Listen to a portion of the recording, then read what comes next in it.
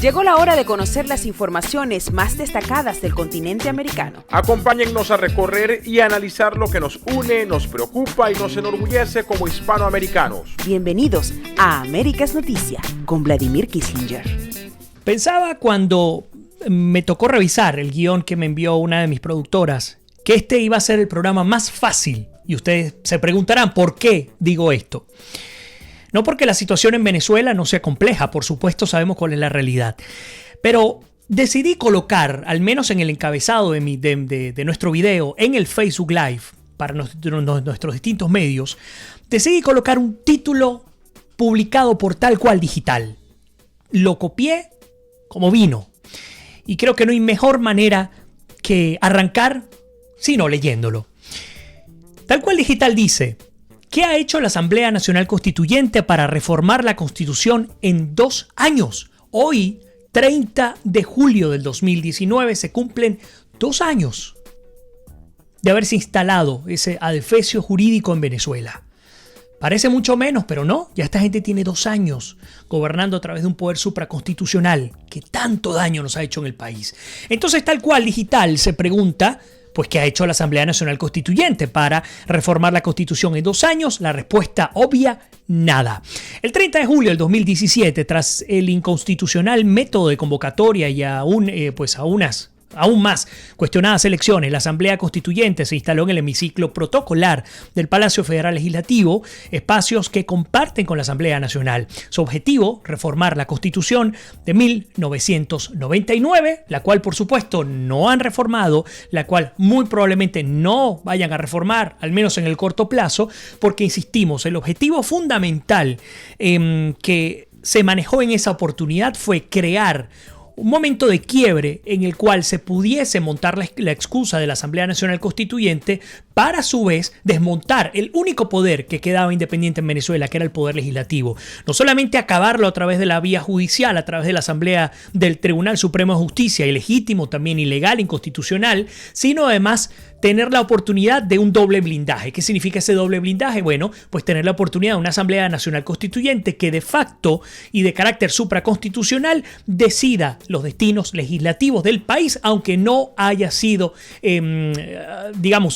destinada, elegida, ni siquiera legalmente. De eso justamente vamos a estar hablando el día de hoy. Por ahí dice: no me pierdo el programa, eres un excelente periodista. Gracias, Luisa, todo un honor. Dice: todo bien desde Perú, pero soy una venezolana llanera de pura cepa. Nos saludan desde Cali en Colombia, también desde Biscucuy en Portuguesa, desde Chile presente, desde Bogotá también, el audio perfecto, nos dicen desde Buenos Aires. Bueno, muchísimas gracias a todos ustedes que ya sé que están muy pendientes. Mónica dice: por ahora sale bien, Vladimir. Bueno, pues bienvenida. Dice: te envía algo. Bueno, voy a revisarlo. Ángel Rodríguez dice: Venezuela es cada día más libre, pues la dictadura y sus sátrapas están de salida. Sí, Ángel, pero eso no significa que sea sencillo, y eso yo sé que tú lo tienes muy claro.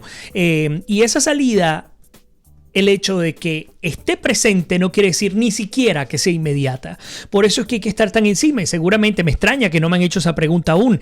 ¿Qué ha pasado con el TIAR? Ayer me la hacían y pues seguramente hoy lo van a volver a comentar, y la respuesta es: no lo sabemos aún. Qué importante es exigirle a nuestras autoridades, al jefe de la coalición, al presidente encargado de Venezuela, Juan Guaidó, que nos dé información concreta. De hecho, el bloque 16 de julio, recordemos que el bloque 16 de julio es un bloque parlamentario de la Asamblea Nacional de Oposición, quien tomó el nombre 16 de julio en honor a aquel plebiscito en el cual pues los venezolanos decidimos votar a favor de la salida de este régimen que nos ha oprimido. Por ahí Jonathan también con nosotros dice: excelente programa, muy profesional, objetivo, felicitaciones, saludos de Miami. Muchísimas gracias. Por cierto, este jueves y viernes estaré en la ciudad de Miami compartiendo hasta el momento con 6 grandes amigos y periodistas venezolanos. Entre ellos les puedo adelantar unos cuantos. Voy a estar con Alejandro Marcano Santelli a través de TV Martí en el programa Venezuela en Crisis, totalmente en vivo, el día viernes al mediodía, a las 12 del mediodía, si mal no recuerdo. Estaré el jueves con mi querida Carla Angola, si es que no se la llevan a Washington como de costumbre. Estaré probablemente el viernes en la mañana con Carlos Acosta por EBTV, y también estaré con Sergio Novelli con Sergio estaré a través pues si se me va el nombre, y mañana voy a estar en vivo con ellos, bueno, se me va el nombre, ahorita seguramente me viene con tantas cosas que tengo en la cabeza. Pero bueno, cuento corto, lo que sí es cierto es que el que no se haya decretado, no se haya llegado a una constitución, a una reforma constitucional, a una nueva constitución, obedece una política de Estado. Esta mañana mi querida amiga Gaby Patiño, periodista venezolana que vive en Santiago de Chile a través de Radio Chévere, me preguntaba o me decía, hablando del Foro de Sao Paulo, y me decía, es que esta gente gastó $200 millones pudiendo haberlos invertido en hospitales, en salud, en educación, etc. Y yo le decía, pero es que no, estás viéndolo de la manera, no equivocada, pero de una manera en la cual cualquier demócrata lo vería. Pero hay que entender que la crisis en Venezuela ha sido justamente creada, intencionalmente creada por el régimen y el Estado criminal venezolano. Por lo tanto, esos $200 millones de ninguna manera irían a parar para el beneficio del pueblo, porque justamente la estrategia es mantener al pueblo como lo tienen en este preciso instante. Tanto así que fíjense que estábamos revisando más temprano. Ustedes saben muy bien que nosotros siempre, por ahí me están diciendo que hay problemas con audio. Lo dice solo Nancy a través del Instagram Live. Me gustaría saber si a ustedes les está llegando de manera correcta el audio. Pero es tan grave la degeneración institucional, el desmontaje institucional en Venezuela, que Infobae de Argentina publicó una nota en la que destaca, por cierto, la escribe una buena colega y amiga, Sebastiana Barraez, que la hemos tenido acá también en el programa de la Fuente Militar, Frontera, Inmigración, que dijo cómo se han perdido las áreas rurales del país.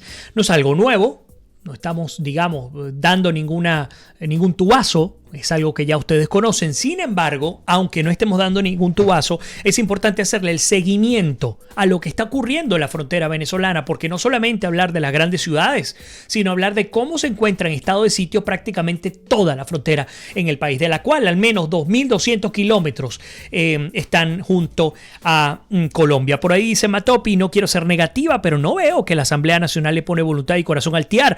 Bueno, vamos a las declaraciones de Timoteo Zambrano, vergonzosas declaraciones de Timoteo Zambrano diciendo que no era el tiempo para el TIAR, que hay una polarización política en el país. Yo no sé de qué polarización está hablando Timoteo Zambrano, porque si algo es cierto en Venezuela en este preciso instante es que no hay polarización política. ¿Por qué? Porque si hablamos de polarización en términos de pueblo, la sociedad venezolana está profundamente en desacuerdo con el Estado criminal y quiere que salga el Estado criminal del poder. ¿Cuánto será? 80, 82, 85% del país que quiere que salga. Por lo tanto, no existe la polarización como la que existía cuando los tiempos de Chávez. La realidad política es totalmente distinta. Ahora, si me está diciendo que hay una polarización entre partidos políticos y entre fuerzas políticas, ese es otro cantar. Y aquí la respuesta es, ¿a qué debe estar supeditada la realidad política del país? A la sociedad. Y por lo tanto, pues a nuestro modo de parecer, pues el TIAR tenía no solamente que haber sido aprobado en el 23 de julio, es decir, hace apenas una semana, sino haber sido aprobado muchísimo antes y haber avanzado. ¿Por qué? Porque lo hemos dicho hasta la saciedad y no entiendo cuál puede ser el discurso y cuál puede ser el mensaje de Timoteo Zambrano. Me pregunto, ¿tendrá que ver con la campaña de Henry Falcón, que ha contratado a un grupo, a una empresa experta en hacer lobby? Acá en los Estados Unidos $200,000 le costó el contratar para convencer a Rusia, a Estados Unidos, a China, etcétera, para que vayan una vía electoral en la cual probablemente se esté jugando Henry Falcón como una tercera vía para la salida del problema del país.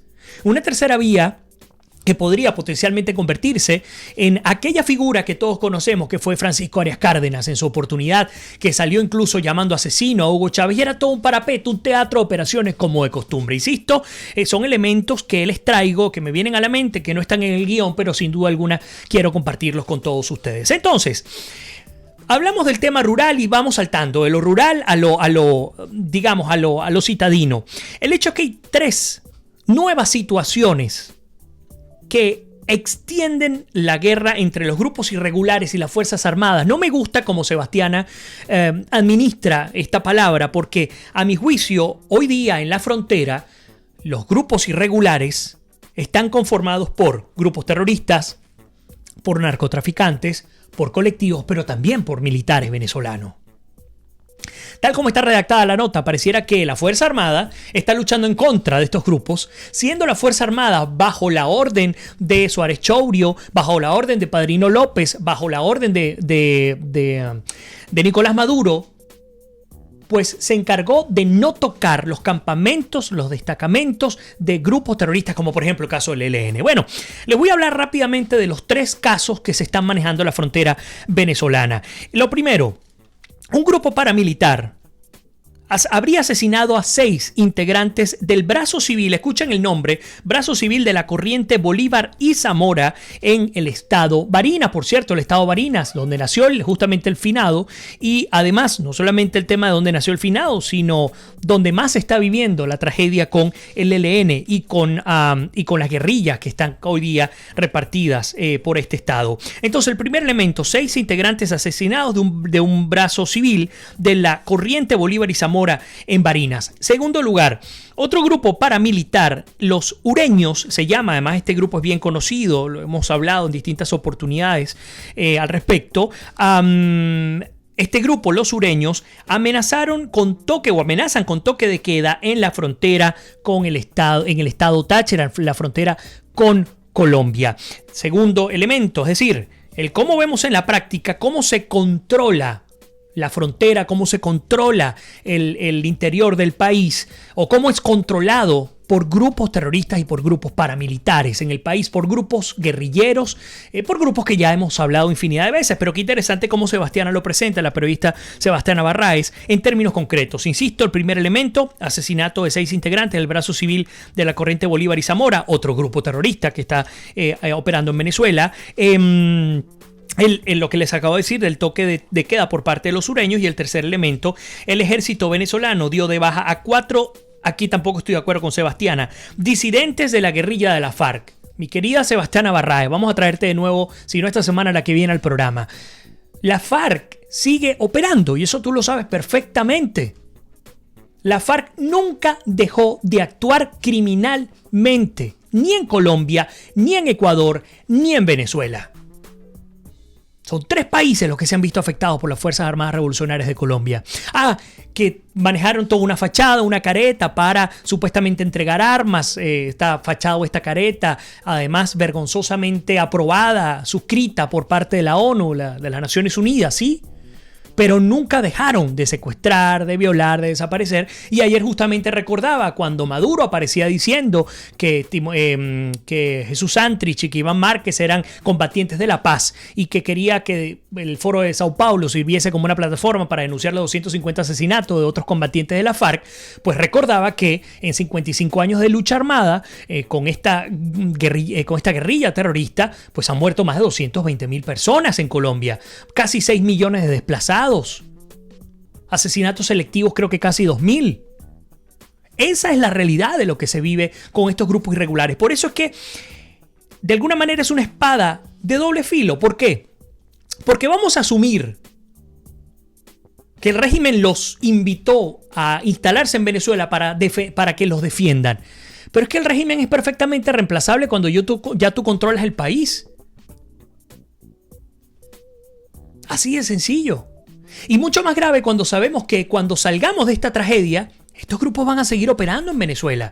Y no solamente que van a seguir operando en Venezuela, sino que se han creado grupos irregulares venezolanos que están instalados y que también están operando en el país. Y ya les voy a decir un par de nombres que quiero destacar.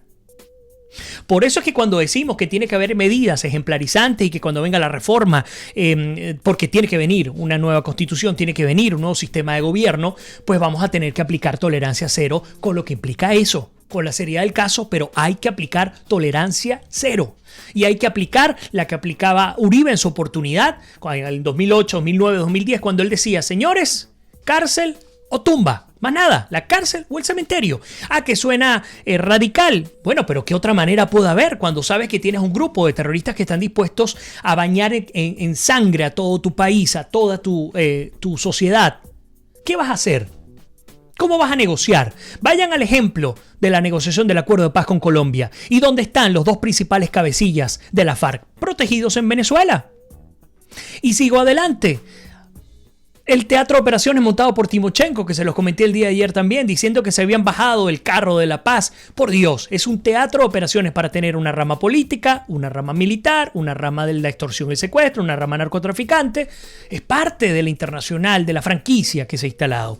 Pero bueno, sigo adelante.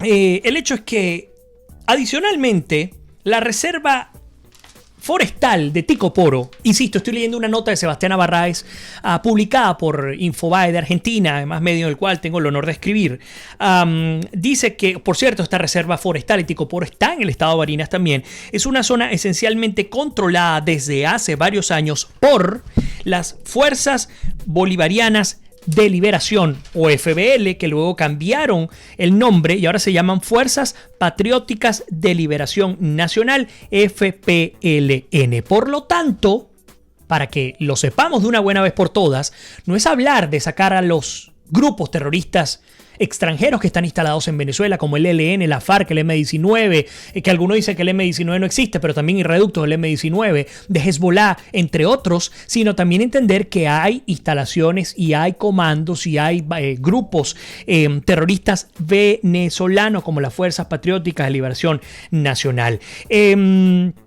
Fíjense que acá yo hice una lista de cuáles son esos grupos. Cuando uno dice, la solución en Venezuela no puede ser política a estas alturas, porque tomando las frases de mi querida amiga y colega profesora de la Universidad Católica, en Venezuela ya no hay un Estado, mejor dicho, una nación controlada por un Estado, sino un territorio controlado por mafias. Hay que ir al ejemplo de cuáles son esas mafias. Tenemos las Brigadas de Defensa Popular, Hugo Chávez. Número 1, Brigadas de Defensa Popular, Hugo Chávez. Número 2, ya lo comenté, Corriente Revolucionaria Bolívar y Zamora. Sigo. Fuerzas Patrióticas de Liberación Nacional. Sigo. La FARC, el ELN, el M-19, el narcotráfico, Hezbollah, las mafias mineras, las mafias militares, los pranes de las cárceles, los colectivos y los círculos bolivarianos. Una cosita lo que queda. Por eso es que insistimos en nuestro argumento en el que no hay posibilidad de llegar. Al menos así lo vemos ahora. Puede ser que estemos equivocados, ojalá. Pero tenemos 20 años tras esto. No hay posibilidad de una resolución del conflicto desde el punto de vista político con el poder central, porque Venezuela ya no es una nación controlada por un Estado, es un territorio controlado por mafias. Y son mafias profunda y poderosamente violentas. Por lo tanto, dije, bueno, qué importante es traer a ustedes, por ejemplo, toda esta lista para compartirla con todos. Incorporo comentarios, no quiero dejar a nadie por fuera. Yolanda Suárez dice, buen audio desde la mitad del mundo, desde Quito, Ecuador, mi querido Quito, algún día volveré. Arsenia también está con nosotros, Carlos Torres también desde Chile. Ángel dice, hay que darle el último empujoncito, pues aunque sea difícil, así será. Orlando Armas dice, Vladimir, ¿cuántos días tenían para aprobar el TIAR? El TIAR fue aprobado, Orlando, tenían 10 días y lo aprobaron creo que el día número 6 o 7, pero el hecho de que sea aprobado no quiere decir que ya sea admitido y que ya se vaya a procesar. Hay 8 pasos que lo hemos explicado acá y hasta ahora apenas vamos por el paso número 2. Pueden ser tan rápidos como lo quiera la coalición liderada por Juan Guaidó. Julio Someño dice, Venezuela es tan bizarra que ahora investigan a los policías que se enfrentaron, eso es correcto, con los malandros de la Cota 905. Solo espero que se prenda la mecha de algunos uniformados. Creo que no va a pasar, el miedo es muy grande.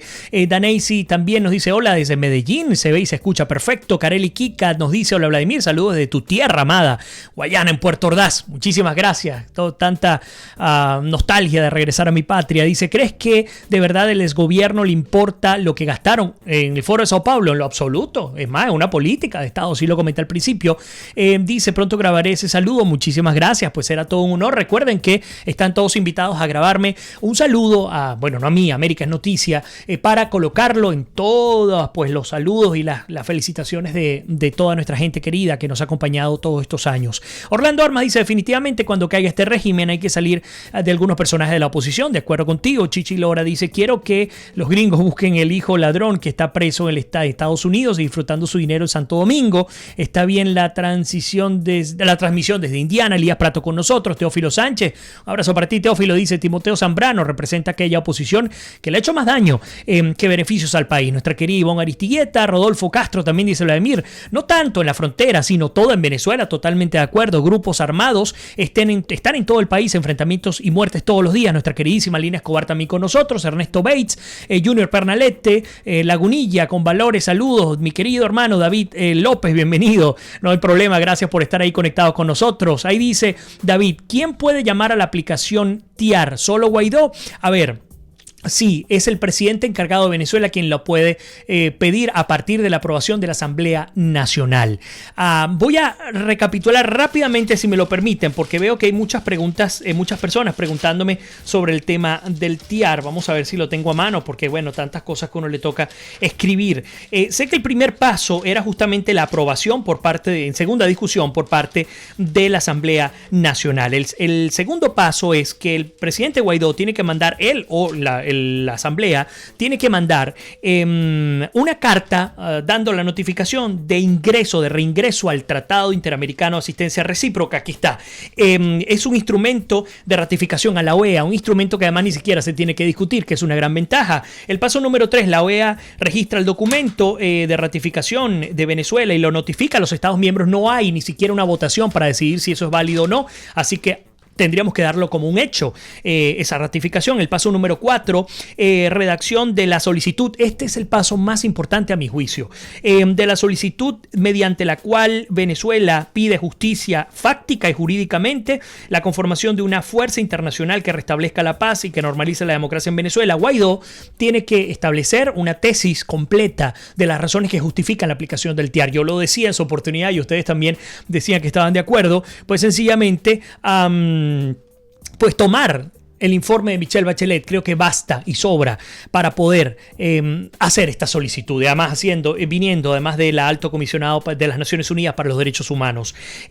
Luego, lo tiene que pedir con carácter de urgencia. El paso número 5 se presenta ante el Consejo Permanente de la OEA. El paso número 6, el órgano de consulta, que es un órgano de consulta donde solamente participan los miembros del TIAR, que no necesariamente son todos los miembros de la OEA, ustedes lo conocen. El órgano de consulta del TIAR decide la solicitud de los 2/3 de los miembros, es decir, 12 de 17 países tendrían que decidir si la aprueban o no.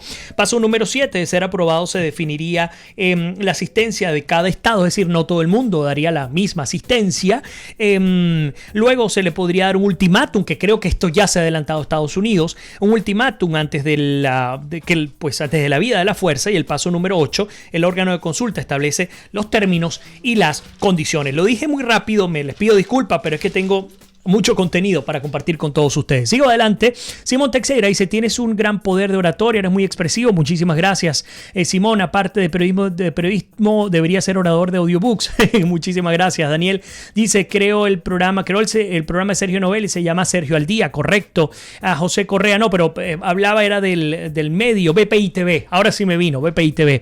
José Correa dice: lo que debe haber en Venezuela para que cambie totalmente todo es una educación nueva. Sin educación no seremos libres. Esto será la realidad. Xiomara también nos saluda desde Cantaura. Mirna de Chio, como de costumbre. Jaime Contreras también desde Bucaramanga. Carlos Torres dice: ¿qué opinas del diálogo en Barbados? Por cierto, hoy apareció Juan Guaidó diciendo que el diálogo, quien informaría si se renueva o no el diálogo, es Noruega, aunque sabemos que este día miércoles van a volver a conversar. Hablaron el día lunes y vuelven a hablar este día miércoles. Mi opinión ha sido la misma y no cambia. ¿Cuál es mi opinión?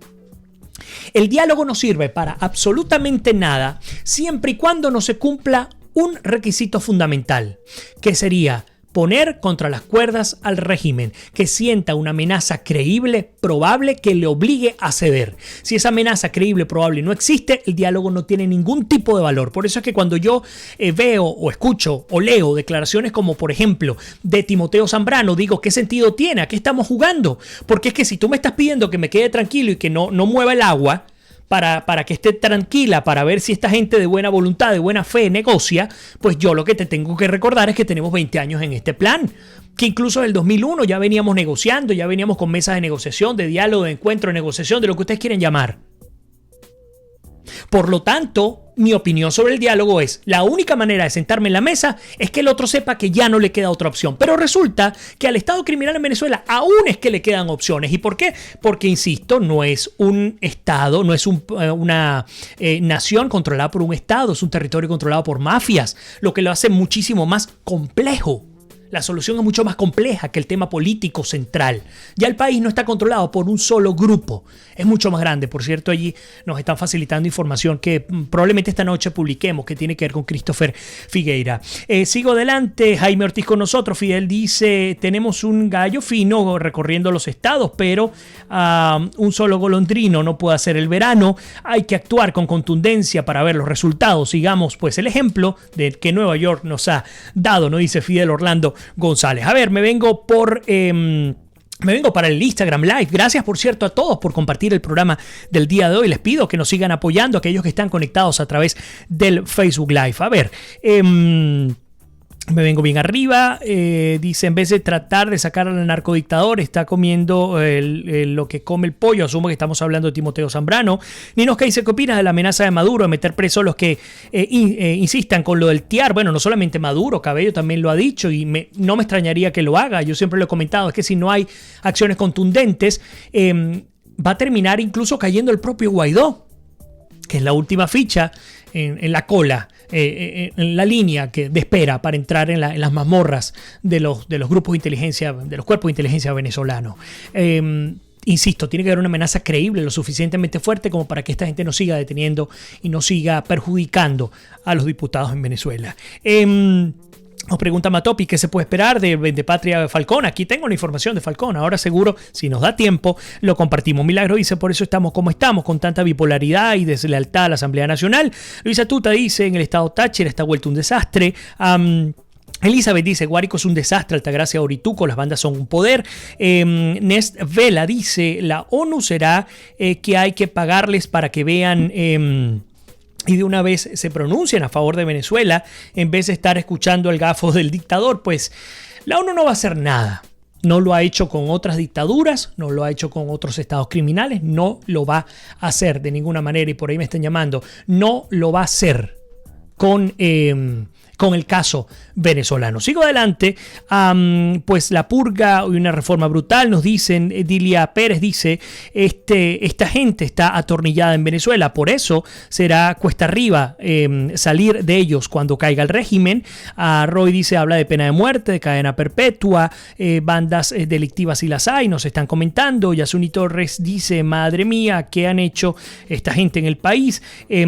Camacho dice, ok, después de nombrar todos esos criminales hay que activar el TIAR ya. Pues completamente de acuerdo. Desde Argentina, por cierto, nos saluda Pablo, bienvenido a tu casa. Vamos a hablar de Argentina en unos minutos también. Luis Tinedo dice, el discurso de Maduro en el foro de Sao Paulo es un verdadero descargo, pero a la misma vez se pone la soga al cuello con semejantes declaraciones. Selema también nos saluda, venezolana desde Santiago de Chile.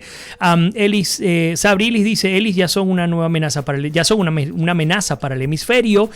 ¿Cuánto tiempo puede pasar para ver los resultados del TIAR? No tengo el tiempo determinado porque va a depender de muchísimos factores. Vengo por acá, Isbel Graterol nos saluda desde Mallorca, siempre fiel a tus opiniones y a los participantes, muchísimas gracias. Nuestra queridísima Lina Escobar, que además tiene conocimiento de primera mano sobre el tema colombiano, dice, la izquierda comunista heredada, promovida desde Cuba, ha sido asimilada completamente por los grupos terroristas colombianos y sus principales postulados pues se resumen en la frase, todas las formas de lucha, terrorismo, corrupción a todos los niveles, desacreditar a quienes no se dejen corromper. Todo eso ha hecho metástasis a través del populismo que aviva el resentimiento y tergiversa la verdad. Muchísimas gracias a nuestra querida Lina. Daniel Ferrero también dice, el programa de Sergio Novelli no se llama Sergio al Día, se llama Al Día con Sergio por BPI. Gracias, Daniel. Selema dice, hay que limpiar el país de tanta delincuencia armada. Dice, bueno, el tema con Iris Varela, etcétera, no solo desde Lima, etcétera. Bueno, a ver, otro elemento importante que quiero destacar tiene que ver con el asunto de las elecciones en Argentina. Y ustedes me dirán, ¿pero por qué saltas de Venezuela a Argentina tan dramáticamente? Bueno, porque nos importa. Este año es un año electoral en todo el continente americano. Ya pasamos las elecciones en El Salvador, que fueron en febrero, en las cuales ganó Nayib Bukele. Afortunadamente ganó Bukele, quien es un aliado ahora, o esperemos que se convierta en un aliado de la causa venezolana. Pudiese ser un voto importantísimo en la OEA, con el TIAR, etcétera. En mayo también Panamá, Argentina ganó Laurentino Cortizo. En Guatemala, pues aún estamos esperando la segunda vuelta el 11 de agosto, es decir, en apenas 2 semanas se va a la segunda vuelta. Nadie obtuvo el 51% que exige la Constitución guatemalteca. En Uruguay hay elecciones el 27 de noviembre. Creemos que aunque ya hay 3 periodos consecutivos de la izquierda, de la izquierda gobernando en Uruguay, pues pudiera darse un cambio. No estoy tan seguro que esto vaya a ocurrir, pero no me preocupa porque no creo que el cambio vaya para peor. Uruguay es uno de los países más estables del continente y la izquierda uruguaya es diametralmente distinta al comunismo que se vive en Cuba, en Nicaragua o en Venezuela. En Argentina el 27 de octubre se van a llevar a cabo las elecciones también, y en Bolivia el 20 de octubre, que todos sabemos quién va a ganar, por re o por fa. Estamos hablando de Evo Morales. Pero bueno, en Argentina hay una dinámica electoral fascinante. ¿Y por qué fascinante? Porque me hace recordar a las elecciones en Perú, cuando Ollanta Humala se lanzó en una segunda oportunidad. En la primera se lanza bajo el paraguas de Hugo Chávez, pierde las elecciones aún teniendo el financiamiento de Chávez, y en la segunda decide desligarse y logra obtener la victoria en Perú. Bueno, en el caso argentino veo con curiosidad. Lo primero es que está claro que se camina hacia el peronismo con mucha fuerza, por un lado o por el otro. El año que viene, lo dice el Clarín, y estoy de acuerdo con el Clarín, pareciera que el gobierno va a ser más peronista de lo que ha sido hasta el momento.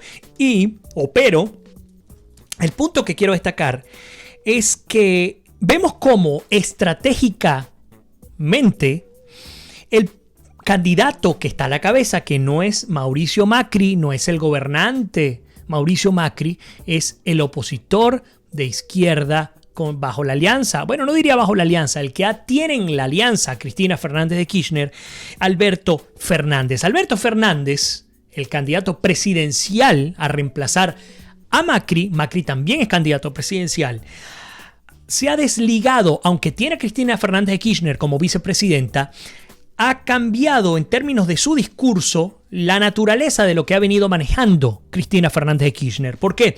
Bueno, logró, pero con muchísimo esfuerzo, porque no fue nada fácil para él, salió diciendo que está claro que la condición en Venezuela es mucho más grave que la Argentina, que recordemos que Cristina Fernández de Kirchner irresponsablemente salió a decir que el problema de la comida en Argentina está como el de Venezuela. Le cayó todo el mundo encima, como era de esperarse. Bueno, Alberto Fernández fue a enderezar el entuerto de Cristina Fernández de Kirchner y ha dicho que está claro que la condición de Venezuela es mucho más grave que la de la Argentina.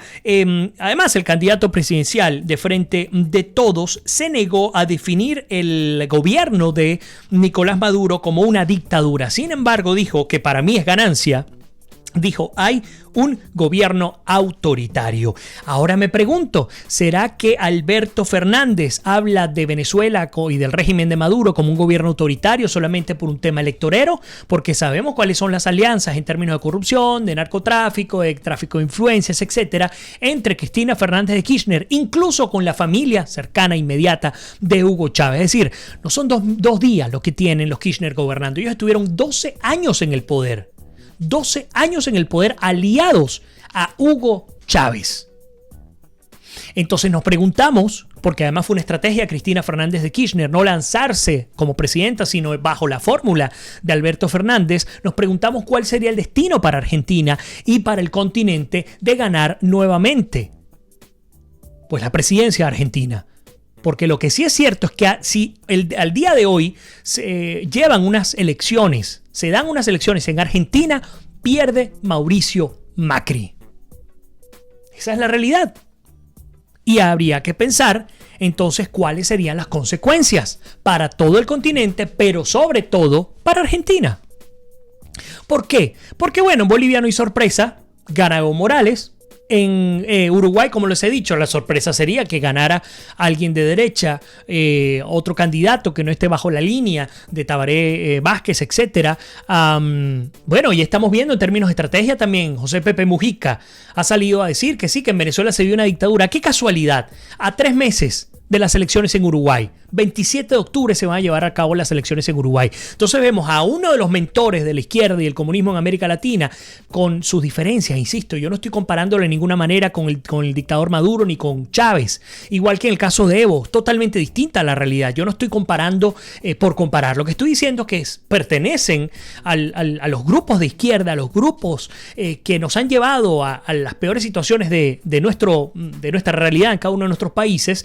Y bueno, pues ahora aparece sorpresivamente Pepe Mujica diciendo, no, sí es verdad, en Venezuela hay una dictadura. Aparece sorpresivamente Alberto Fernández, que está con Cristina Fernández de Kirchner, diciendo, sí es verdad, en Venezuela hay un gobierno autoritario. Oh, qué casualidad que ambos países y ambos políticos están detrás. Por supuesto, Pepe Mujica no se está religiendo como presidente, no estoy diciendo eso, pero es una fuerza política para su corriente.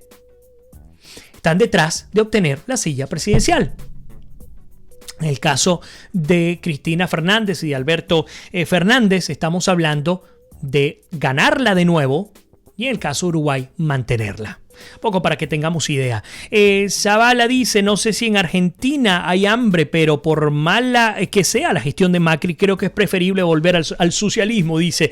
Que sí que es preferible, a ver, no sé si lo escribiste bien, pero te comento esto, Zavala, y es sencillo el análisis. Por ahí tengo algunos problemitas con el monitor. Se los coloco de esta manera. En Venezuela se consume al año, por persona, per cápita, 3 kilos de proteínas, 3 kilos de carne, mejor dicho, 3 kilos de carne al año. En Argentina, redondeándolo, se comen 50 kilos de carne al año, por persona. Saque sus conclusiones. Es una irresponsabilidad politiquera, populista, lo que dijo Cristina Fernández de Kirchner, y afortunadamente los argentinos salieron a darle hasta con el tobo, como se le dice en Venezuela.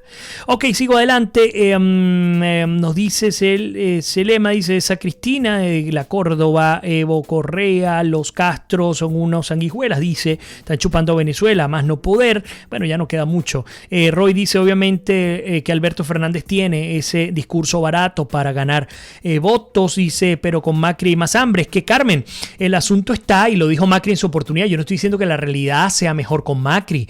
Lo que a donde quiero llegar, y lo comenté cuando él tomó la presidencia del país, que ha cometido errores también y hay que criticarlo también, es que tenían que generarse medidas antipopulares que harían que la gente se tuviese que amarrar el cinturón para el futuro. Y es que ¿qué crees tú que va a pasar en Venezuela cuando nos liberemos del estado criminal? ¿Va a llegar la comida y nos va a sobrar y vamos a poder hacer parrillas todos los fines de semana? No, la realidad es otra. La realidad es que el trabajo que vamos a pasar va a ser mucho mayor, porque nos va a tocar hacer lo que se hizo en la Europa posguerra: reconstruir desde las cenizas. Y eso tiene unas implicaciones y un sacrificio enorme para el futuro, no para el presente. Continúo, por ahí dice, nos endeudó muchísimo con el Fondo Monetario Internacional, así, eso es correcto. Nancy dice, igual que en Venezuela esperando. Para los que no saben a qué se está refiriendo Carmen, es que hubo un acuerdo entre Mauricio Macri y el Fondo Monetario Internacional para obtener la cantidad de recursos necesarios para que no hubiese una corrida financiera como lo que ocurrió en años anteriores, para controlar la liberación del dólar. Recordemos que además Argentina estaba controlada, tenía un corralito y tenía un control de cambio similar, no digamos igual, porque no era igual al venezolano, pero tenía control cambiario. El control cambiario se liberó. Algunos especulaban que eso significaría que el peso argentino sería a las nubes, y que aunque en efecto subió, o mejor dicho, se depreció el peso argentino, no llegó a los límites lo que ha llegado a Venezuela, que le han tenido que quitar 8 ceros y aún no vale absolutamente nada, todo lo peor. Nos dice... Cele nos dice, eso es correcto, pero nos levantaremos como el ave fénix, ojalá que así sea, amén. Nancy dice, igual que en Venezuela, esperando que el gobierno los mantenga. Bueno, muchísimos problemas con el monitor. Dice, tengo un sobrino viviendo en Buenos Aires y le va muy bien. Daniel Ferrero dice, el programa de Sergio, bueno, ya esto lo comenté. Yolanda dice, el tiempo de Dios es perfecto, viva Venezuela libre, por la bondad y el amor, la misericordia de Dios. Gracias por compartir el programa, estoy viendo cómo nos están apoyando, vayan a la parte inferior izquierda y hagan lo propio compartiendo nuestro programa del día de hoy. María Eugenia Hernández dice: cada vez la brecha entre Fernández y Macri se reduce. Algunos hablan de empate técnico. Ojalá y lleguemos a este punto, hasta ese punto, y se revierta, porque es un peligro pensar en la realidad del kirchnerismo de nuevo en el poder. Aunque María Eugenia nos comenta que hay prácticamente un empate técnico, yo sigo viendo con muchísima preocupación que hay una ventaja, al menos en términos de percepción, en torno a la figura de Alberto Fernández con respecto a Macri, por lo que les estoy diciendo, por las medidas impopulares que le ha tocado tomar a Mauricio Macri. Lina Escobar dice: lo siento, pero Pepe Mujica es digno de toda mi desconfianza. Fidel González dice: Vladimir, la verdad es que estos pseudo socialistas venezolanos le han hecho un gran daño al socialismo mundial. Carmen dice que la juzguen a Cristina si se robó todo. Magda dice: ¿serán capaces los argentinos de votar por el candidato que apoya a Cristina? Argentinos, escuchen consejo para que lleguen a viejos. Vean el ejemplo de Venezuela. Ninosca dice: el mal gobierno de Venezuela no puede ser comparado con ningún país del mundo. A ver, se nos está yendo el tiempo el día de hoy, y probablemente mañana sea el último programa de la semana, porque el jueves voy a estar viajando. Trataré desde el hotel de transmitir un ratico, aunque sea a las no sé a qué hora, para compartir con todos ustedes. Pero el hecho es que mañana nos va a tocar hacer al menos un recorrido completo. Quiero cerrar de esta manera. Hemos estado hablando muy brevemente sobre el tema de la xenofobia en los países de América Latina. Hoy no lo vamos a tocar a profundidad, pero quiero destacar 3 elementos rápidamente. Hace aproximadamente mes y medio, 2 meses, una gran amiga venezolana, joven, preciosa, talentosa, trabajadora social, egresada a la Universidad Católica del Táchira, con quien estuve en España en un periplo completo durante mes y medio, falleció. Ella tuvo un accidente en Perú. Yo le dediqué uno de los programas, me imagino que los que me acompañan siempre saben de quién estoy hablando. Ella fue atropellada y quedó en un estado crítico. Esta mujer de quien estoy hablando, una incansable luchadora social, recorrió buena parte de nuestro mundo y muy buena parte de Venezuela para estar junto a los más desfavorecidos, sin politiquería, sin paternalismo, sin nada. Su deseo, al ver que prácticamente pues la realidad era que iba a morir, fue donar sus órganos. Y estando en Perú, cuando murió, la familia autorizó la donación de órganos que salvó la vida de al menos 5 peruanos. Y digo, eso no tiene que ser extraordinario. Insisto, no tiene que ser extraordinario. Para nosotros lo es. Para mí lo es porque fue una amiga personal quien murió y quien le dio vida a 5 hermanos peruanos. ¿Por qué digo que no debe ser extraordinario? Porque nosotros debemos siempre procurar impactar positivamente nuestro entorno. Siempre lo he dicho. Pero tan mal se ha hablado de los venezolanos, sobre todo al sur de nuestro continente, que quise traer esto para que recordemos que hay casos, hay historias hermosísimas. Así como hay venezolanos que tristemente, por cierto, muchos enviados por nuestros enemigos del Estado criminal, han ido a hacer daño, a asesinar. Hay otros de buen corazón, humildes, entregados al otro de manera genuina, que ahondando su vida le han entregado esperanza a los demás. Y es el caso de mi queridísima y entrañable amiga María José Álvarez Niño. Entonces, cuando alguien les venga a hablar mal a ustedes de nosotros los venezolanos, recuerden ese nombre facilito: María José Álvarez Niño. Es el mejor, más sublime ejemplo que puede existir. El más sublime ejemplo. Muriendo y dándole vida a otras personas, sean quienes sean. Eso a mí particularmente me tocó en el alma. Y, pues por supuesto, entendiendo el dolor que tenemos por lo que está ocurriendo con la xenofobia en nuestro continente, quise recordárselos. Porque aunque les prometí que íbamos a hacer un programa completo sobre el tema de la xenofobia, creo que es tan o más valioso ir lanzando estas píldoras y recordarlas. Cuando alguien nos hable mal, María José Álvarez Niño, venezolana, muy joven, tendría menos de 30 años, atropellada en Perú, quedó en coma, finalmente falleció. Los familiares autorizaron la donación de órganos. 5 hermanos peruanos tienen vida hoy día gracias a ella. Sigo adelante. Ayer lo comentaba. En Buenos Aires, 80 músicos venezolanos, porque si algo hay bueno en Venezuela, son sus músicos de cámara, sus músicos de las sinfónicas en el país. ¿Por qué? Porque el Sistema Nacional de Orquestas Sinfónicas en Venezuela, pues, ha sido, si se quiere, ha sido determinante en el desarrollo positivo de nuestro país, en términos también de rescate de valores, etc. Bueno, 80 músicos venezolanos se reunieron en en Buenos Aires, y se encargaron de crear una orquesta también sinfónica que ya está dando conciertos, que está dando frutos, y eso, insisto, tiene que ser otro ejemplo que tenemos que sacar nosotros día a día acá, en donde estemos. El último ejemplo, con esto cierro, tiene que ver con la propia Venezuela. Lo comenté esta mañana con mi querida Gaby Patiño, pero lo quise repetir el día de hoy. Voy a tratar de hacerlo de manera resumida. Muy pocas personas saben en qué consiste el proyecto Alcatraz. Voy rápido. Hacienda Santa Teresa, 2003. 3 delincuentes de una banda del sector entraron, maniataron a un vigilante de la Hacienda Santa Teresa y lo robaron. Y robaron parte de la hacienda.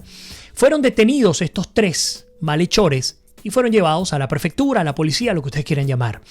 Las autoridades no, sería en todo caso los jefes de la Hacienda Santa Teresa, decidieron ir hasta el lugar y hablar con los malhechores y con la policía. Y les dieron una opción. Pagarían su prisión, su condena, estando 3 meses viviendo en la Hacienda Santa Teresa y pagando con trabajo por lo que habían hecho, o serían entregados a la justicia y las consecuencias podrían ser mucho peor. Se les dio esta invitación, los 3 aceptaron, y no solamente los 3, otros, de la misma banda, se incorporaron y fueron aislados del entorno en el que estaban.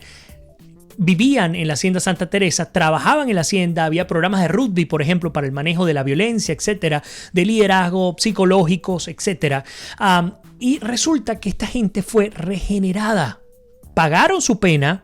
Y no solo que pagaron su pena, sino que otras bandas del sector, al escuchar lo que estaba ocurriendo en la Hacienda Santa Teresa, se incorporaron también. No solo que se incorporaron, sino que de allí salieron nuevos puestos de trabajo, nuevos profesionales con capacidades técnicas puntuales, plomería, lo que fuese, electricidad, lo que sea. Los familiares también comenzaron a proteger muchísimo más la Hacienda Santa Teresa, comenzaron a tener también cursos, capacitación. Las madres vendían artesanías, comida, etcétera, a los alrededores de la Hacienda Santa Teresa, y ese proyecto ganó premios internacionales. De hecho, tuvo financiamiento del Banco Interamericano de Desarrollo, por eso que se llama Fundación Proyecto Alcatraz. Búsquelo en Venezuela. Eso es posible. Aún en Venezuela es posible. Así que ese es el mensaje que les quiero dejar el día de hoy, muy especial. Y quiero cerrar. Para los que están viéndome a través de YouTube, no van a escucharlo. Pronto se los dejo para que lo puedan escuchar. Quiero cerrar con la interpretación justamente de la canción Venezuela por parte de Samo, ex integrante del grupo, el grupo Camila. Una ejemplar interpretación de nuestra queridísima canción Venezuela. Así que, como siempre les digo, que Dios me los bendiga, se les quiere, se me cuidan y nos despedimos. Será hasta mañana.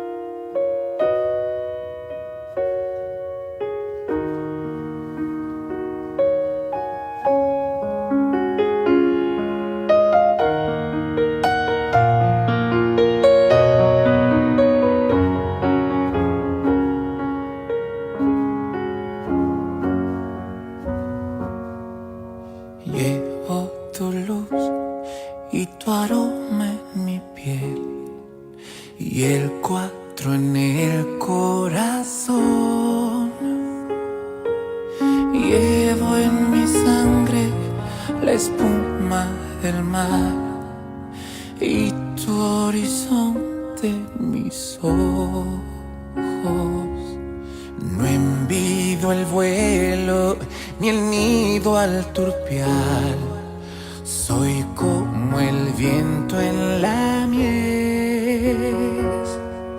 Siento el Caribe como a una mujer. Soy así, ¿qué voy a hacer? Soy desierto, selva, nieve y volcán. Y al andar dejo una estela del rumor del llano en una canción que me desvela. La mujer que quiero tiene que ser corazón, fuego y espuela, con la piel tostada como una flor de Venezuela.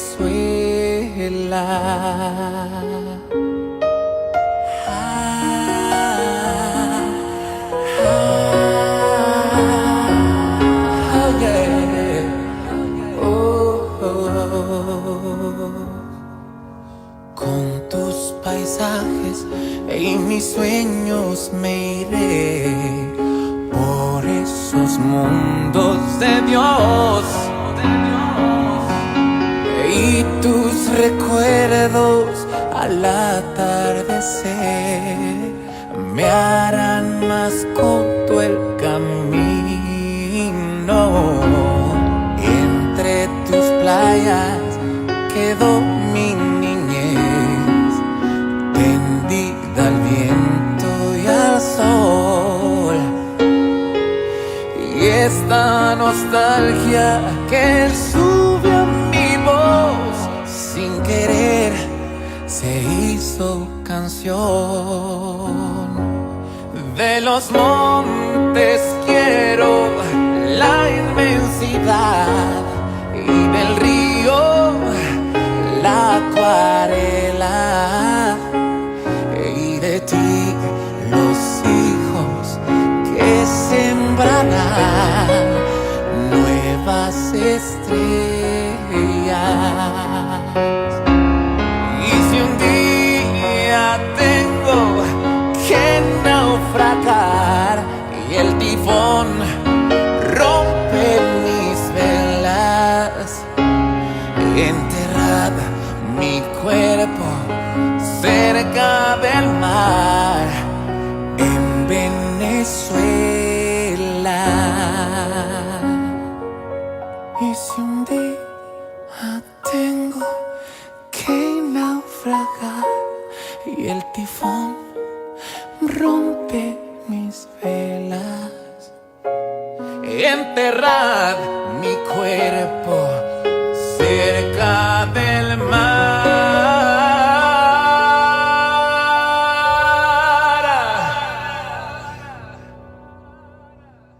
en Venezuela.